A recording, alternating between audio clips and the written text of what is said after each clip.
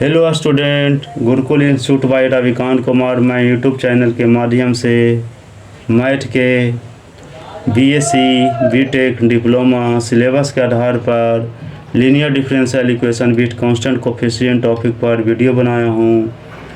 D square plus 1 Y बराबर sine x sign 2x, इसलिए auxiliary equation ही M square plus 1 बराबर 0, M बराबर 0 प्लस माइनस आई। Complementary function बराबर c1 cos x plus c2 sin x। Particular integration बराबर 1/d square plus 1 sin x into sine 2x आ गया, इसलिए 1/2 into 1/d square plus 1 cos x minus cos 3x आ गया। इसको 2 sin x into sine 3x 2x का मान cos x minus cos 3x आया। इसको 1/2 2 से ही नीचे ऊपर हम डिवाइड किए, इसलिए 2 sin एक साइन इतना बराबर होता है 2 sin c plus D minus c minus D होता है cos c minus D by 2 आ गया। इसका वैल्यू आ गया, इसका निकाल दिया। इसका वैल्यू से sin c into sine D का वैल्यू निकाले तो cos x minus cos 3x आया, इसलिए 1/2 1/d square plus 1 cos x, इसको ब्रेक किए minus 1/2 1/d square plus 1 into cos 3x आ गया। एक वैल्यू ये आया, एक ये पर्टिकुलर इंटीग्रेशन निकालने के लिए। अब पूछ रहा है हमेशा रियल पार्ट को निकालना है, तो real part in 1/d plus I इसको रख देंगे, d माइनस आई पर इसको तोड़ देंगे। इसका d स्क्वायर प्लस 1 का इंटू ई आई एक्स हो गया।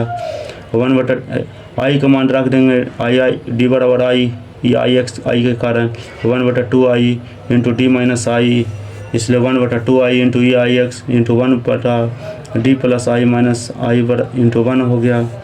The real part in 1/2 I E I X into 1/d into 1 आया। The real part in 1/2 I E I X into integration D X आ गया।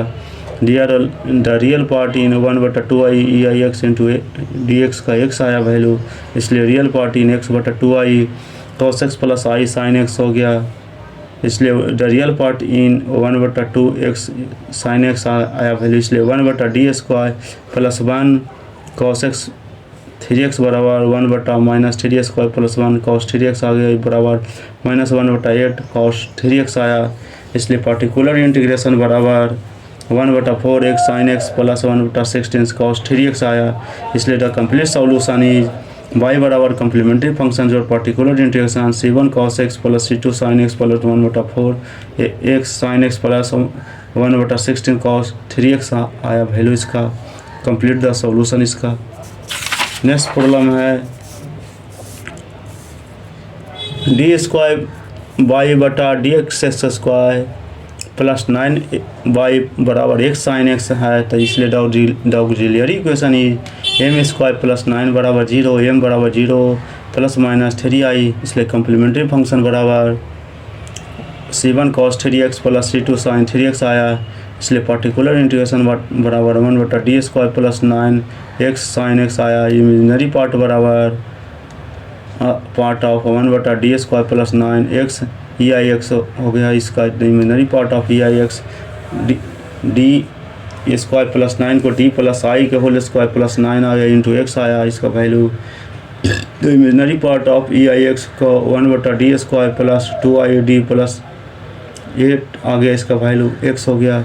इसलिए imaginary part of E I x बटा 8 1 plus I D plus 4 plus d square 8 पर minus 1 आ गया x हो गया। इसलिए imaginary part of E I x बटा 8 1 माइनस आई डी बटा 4 डॉट x हो गया। x आगे इसका डिफ्रेंशिएट कर देंगे, इसका imaginary part of E I x बटा 8 का x माइनस आई बटा 4 हो गया वैल्यू। इसलिए imaginary part of 1/8 cos x plus i sine x into x minus i by 4 आ गया इसका।